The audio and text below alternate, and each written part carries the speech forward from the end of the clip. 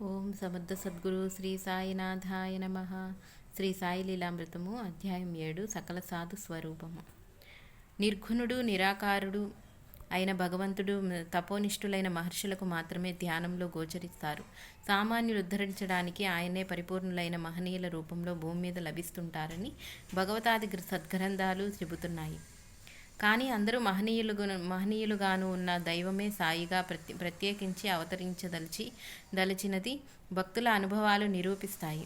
అందుకే ఆయన అద్వితీయ పూర్ణతత్వావతారములు, సకల సాధు స్వరూపము. శ్రీ నరసింగన్ మహారాజ్ సాకోరి నివాసి హంసరాజ్ ఉబ్బసంతో బాధపడుతున్నాడు. అతనికి సంతానం కూడా లేదు. అతడు ఈ 2 బాధలు నివారించమని నాసిక్ నివాసి దిగంబరులైన నర్సింగ్ అను సిద్ధపురుషుణ్ణి ఆశ్రయించాడు.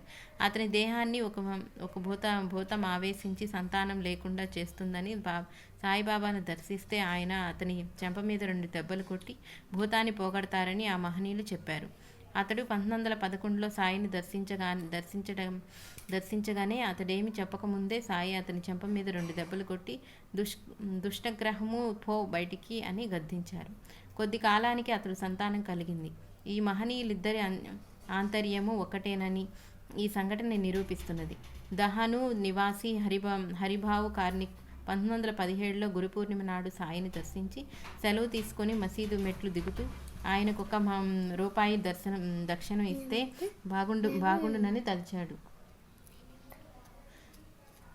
సెలవు తీసుకున్నాక ఆయన్ను తిరిగి దర్శించరాదని శ్యామ అతన్ని పంపివేశారు. అతడు నాసిక్లో దిగి ఆలయంలో ప్రవేశిస్తున్నాడు. ద్వారం వద్ద భక్తుల మధ్యనున్న నరసింహన్ మహారాజ్ హరిబాహు చేయి పట్టుకొని ₹1 నాకివ్వు అన్నారు. ఆ రూపంలో సాయియే తానివ్వదలిచినది స్వీకరిస్తున్నారని గుర్తించి సంతోషంగా సమర్పించారు కార్నిక్. సాయి నర్సింగ్ ఒక్కరే. మౌల్వీ సాహెబ్ ధనికుడైన షాపుర్జీకి సంతానం లేదు. యాత్రలు, దానాలు, శాంతులు చేసినా ఉపకరించలేదు. దాసగను సలహాపై అతడు సాయిని దర్శించాడు. అతడి మొరవిని సాయి ₹5 దక్షిణ కోరారు. కానీ మరలా తమకిదివరకే ₹3 14 అణాలు ముట్టిందని చెప్పి ₹1 2 అణాలు మాత్రమే తీసుకొని ఆశీర్వదించారు. ప్రథమంగా షిరిడి దర్శించిన షాపుర్జీకి సాయి మాటలు అర్థం కాక దాసగనుడిని అడిగాడు. అతడు ఆలోచిస్తే ఒకరోజు నాందేడ్లో మౌల్వీ సాహెబ్ అను సాధువును షాపుర్జీ సత్కరించాడని గుర్తించింది. నాటి ఖర్చుల చీటీ చూస్తే ₹3 14 అణాలు అయింది. ఆ రూపంలో సాయికే చెందినదని దాసగను వివరించాడు. తర్వాత షాపుర్జీకి 12 మంది బిడ్డలు కలిగి 9 జీవించారు. శ్రీ అక్కల్కోట స్వామి అక్కల్కోటలో దత్తావతారమైన స్వామి సమర్థ 1856-78 నిర్యాణం చెందనున్నారు.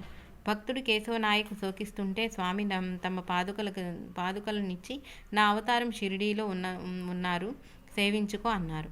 ఆ తర్వాత నాయక్ తన కొడుకుల్ని తీసుకొని షిరిడీ బయలుదేరాడు. రైల్లో షిరిడీ వెళ్ళేవారు కలిసి సాయి కేవలం పిచ్చి పకీరని చెప్పారు. అయినా షిరిడీ చేరాక నాయక్తో వారు కూడా మసీదు వద్దకు వచ్చారు. నాయక్తో పాటు నువ్వు నీ కుమారుడు రావచ్చు, తక్కిన వారొస్తే భ్రష్టులవుతారు అన్నారు. తర్వాత వేప చెట్టు నుండి కొద్ది ఆకులు అందరకు పంచి రుచి చూడమన్నారు. అవి నాయకులకు తీయగాను, మిగిలిన వారికి అతి చేదుగాను ఉన్నాయి. సద్గురు భక్తులకు సంసారం మధురంగాను, విద్యాహంకారులకు చేదుగాను ఉంటుంది. హరిశ్చంద్ర పితలే బొంబాయి కుమారుడి మూర్ఛవ్యాధి ఎన్ని వైద్యాలకు లొంగలేదు. మిత్రుల సలహాపై సాయిని దర్శించగా వారి ఆశీర్వచనంతో తగ్గింది. తర్వాత వారికి సేవిస్తూ సాయి, బాపు ఇదివరకు మీకు ₹2 ఇచ్చాను, ఇప్పుడు మరో ₹3 ఇస్తున్నాను, వీటిని కూడా పూజించుకో, మేలవుతుంది అని 3 కాసులు ఇచ్చారు. ప్రథమంగా షిరిడి దర్శించిన పితలేకు ఆ మాటలు అర్థం కాక ఇల్లు చేరి తన తల్లిని అడిగారు. ఆమె, నీ చిన్నతనంలో మనం అక్కల్కోట స్వామిని దర్శించాము. అప్పుడు ఆయన ₹2 ఇచ్చి పూజించుకోమన్నారు. నీ తండ్రి చనిపోయాక అవి కనిపించలేదు. ఆయనే మరలా సాయిబాబా రూపంలో నిన్ను అనుగ్రహించారు అన్నది.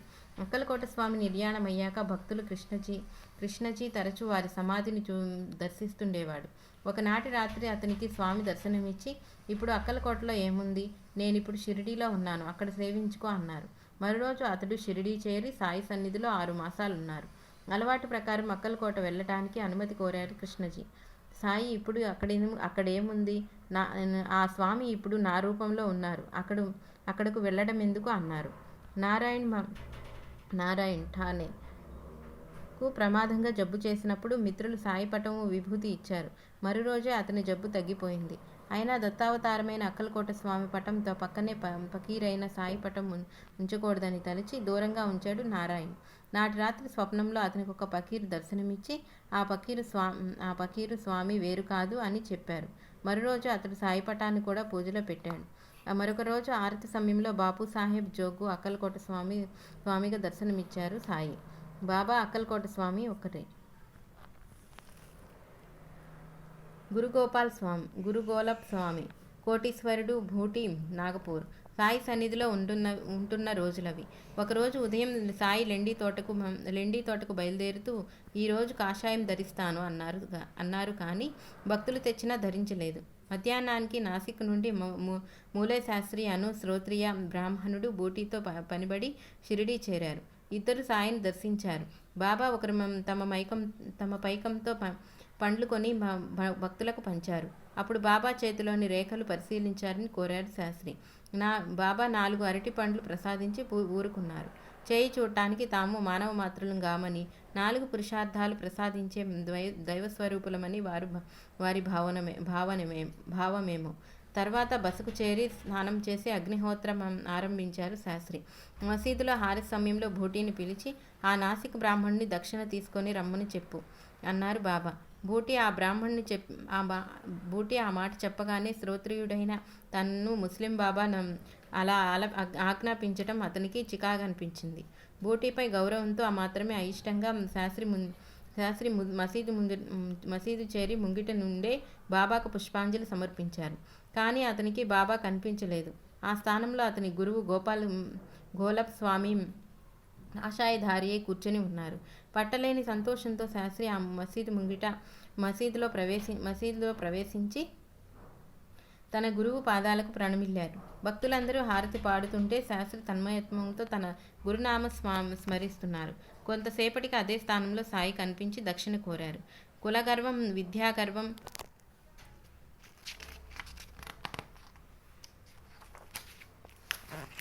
నశించి ఆనంద బాష్పాలు రాలుస్తూ దక్షిణ సమర్పించాడు శాస్త్రి. అతడి అనుభవం విన్నాక నాటి ఉదయం కాషాయం ధరిస్తామన్న బాబా మాటలకు అర్థం భక్తులకు బోధపడలేదు. సాయి గోలప్ స్వామి వేరు కాదు.